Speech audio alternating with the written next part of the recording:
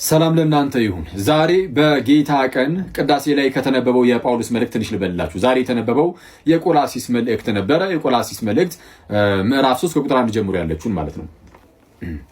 እሺ እንዲህ ይላል፣ እንግዲህ ከክርስቶስ ጋር ከተነሳችሁ ይላል። ማለት ክርስቶስ ከሙታን ተለይቶ ተነስቷል አይደል? እናንተ ደግሞ እና እኔ ሁላችን በክርስቶስ አማካኝነት በኃጢአታችን ሙታን ከነበርንበት ከዛ ተነስተናል።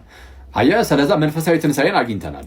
ሶስቱን ማለት ነው። እንግዲህ ከክርስቶስ ጋር ከተነሳችሁ ክርስቶስ በእግዚአብሔር ቀኝ ተቀምጦ ባለበት በላይ ያለውን ፈልጉ፣ እሹ፣ በላይ ያለውን አስቡ እንጂ በምድር ያለውን አይደለም።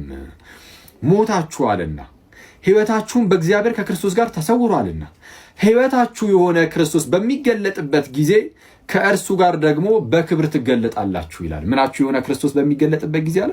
ሕይወታችሁ የሆነ ክርስቶስ።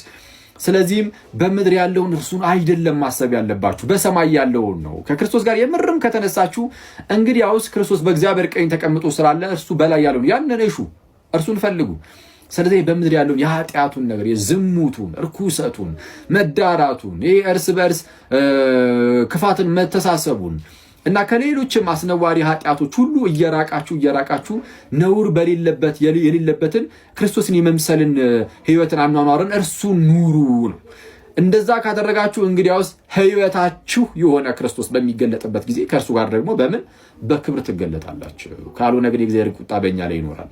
ያ እንዳይሆን ግን ሁሌም ክርስቶሳዊ የሆነ አኗኗር እንኖር ነው።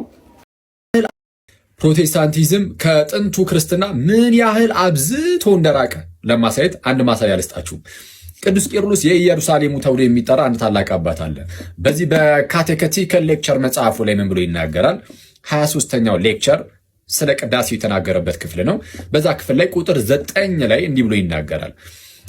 እዚህ ክፍል ላይ በጣም የሚያስደንቀኝ ነገር አሁን የሚናገረው ነገር ማለት ነው የግል ብቻ አይደለም። በዚህ በቅዳሴያቸው ላይ ወይም በቅዳሴው ላይ ስለሚደረገው ነገር ነው የሚናገረው እና ከኛ ቀደም ብሎ ያለፉ ቅዱሳን አባቶቻችንን እንጣራለን፣ ኮሜሞሬት እናደርጋለን፣ እናስባለን ይላል።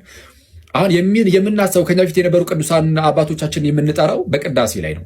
ስለዚህ አሁን ይሄ ቅዱስ አባት ብቻ አይደለም የሚጣራው ወይም ቅዱስ ቄርሎስ ብቻ ሳይሆን በኮንግሪጌሽን ደረጃ ቅዳሴ ስለሆነ ቅዳሴ የክርስቲያን አምልኮ ጸሎቷ ስለሆነ ቅዱስ ቁርባን የሚሰናዳበት ስለሆነ ቤተክርስቲያን ደግሞ ማዕከሏ ራሱ ቅዱስ ቁርባን ነው። ያለ ቅዱሳት ሚስጥራት ቤተክርስቲያን የለችም ሲጀመር እና የሁሉም እምነት እንደሆነ ማሳያ ነው።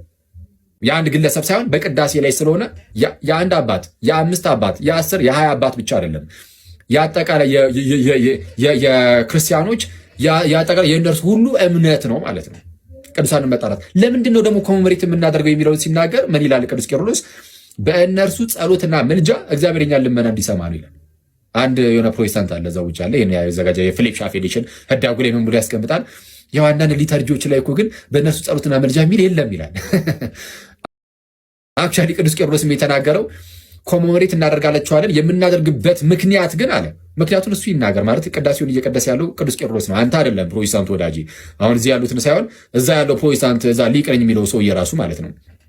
ቅዳሴውን የሚያደርገው ቅዱስ ቄርሎስ ከሆነ ኮሜሞሬት የሚያደርግበትን ምክንያት የሚጠይቀው እሱ ነው። ቢያንስ እሱ እንዲናገር እንፍቀድለት እና ሲናገር ምን አለ? በእነርሱ ጸሎት እና ምልጃ እግዚአብሔር ልመናችንን እንዲቀበል ነው ይላል።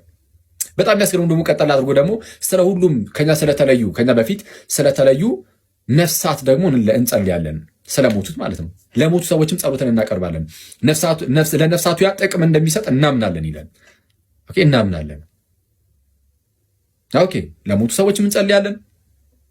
ፕላስ ደግሞ የቅዱሳን ምልጃ ጸሎትም ደግሞ ለመጠቀም ደግሞ እነርሱን ደግሞ ኮሜሞሬት እናደርጋለን።